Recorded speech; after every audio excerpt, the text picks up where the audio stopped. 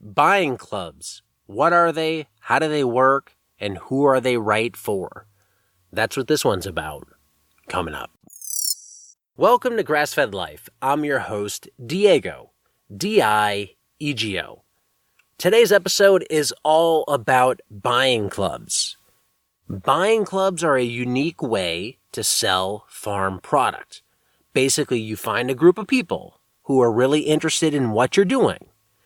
You create a drop spot, you have them pre-order product, you drive product to that drop spot that's already paid for, and then you distribute it, and you repeat that process on some sort of schedule.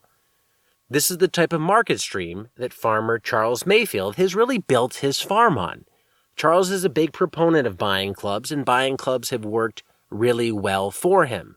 So today he's going to talk all about his experience with buying clubs, what they are, how they work, and who are they right for. He's also going to talk about what type of legwork he's doing on the back end this time of year to keep buying club members engaged. If farmers markets aren't a fit for you, or you have a nice social network in your community or a community beyond, then buying clubs may be a good fit for you and your farm business. I think they hold a lot of promise, so pay attention in this one. Let's jump right into it. Selling product using buying clubs with farmer Charles Mayfield. So Charles, at this stage of your farm, would you say it's fair to say that you're a buying club farm, meaning your primary market stream is to your buying club? Without question, the primary stream is buying club. We're starting to get a little bit more traction locally for customers coming by the farm and picking up product. But yeah, I'd say you could throw the Pareto principle just slap on top of our farm as it relates to buying club. Given that, from a general standpoint, for maybe people that aren't familiar with buying clubs, how do you implement it? Like, I don't need the Salatin definition of maybe what a buying club is, but what's your definition and how you're making it work? Definition wise, it's obtaining customers, within our synergy there. Our general rule is within a 3-hour drive of the farm. So locating and finding customers, preferably in mass, so more than one. Typically, I'm trying to think. The numbers I like to see for each food drop are around $3,000 to $4,000 in revenue a year. So I'll just use our biggest market, Atlanta. So we have 3 food drops in Atlanta, and so we're identifying customers, developing relationships, hopefully getting referrals, and those customers then order product from us. We're going to do 8 food drops this year. We did 4 last, and so 8 times a year, beginning in March, they're going to get an email from us. We're going to put in the email, here's our inventory, here's what we got, what do you want? They order it. They've already paid for it. In theory, our buying club works like a CSA. So the member writes us a check at the beginning of the year. I know this is a question for later, but it's just one of the things I'm doing right now.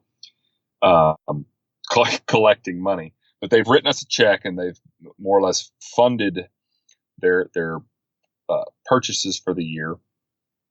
And then as they order throughout the year, we just take it off their farm balance. So that's our buying club. Our local members do the exact same thing. The only difference is when they come pick up product, they obviously don't pay for delivery. We charge 23 cents per pound to our out of club Metro members on food drop day.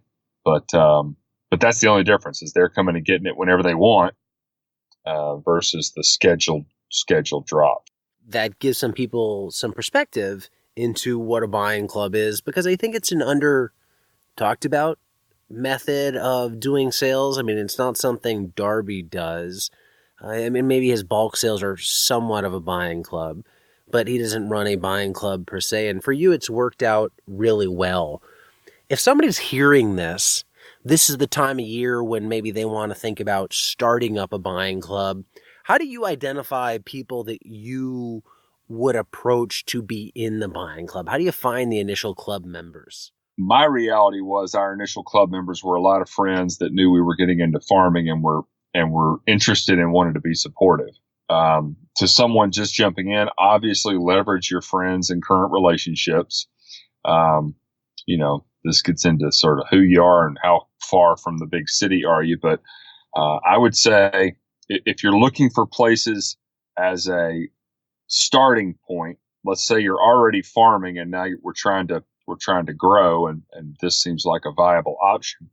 I'd go find you a chiropractic office or a CrossFit gym or, a homeopath, or I would start networking in that way.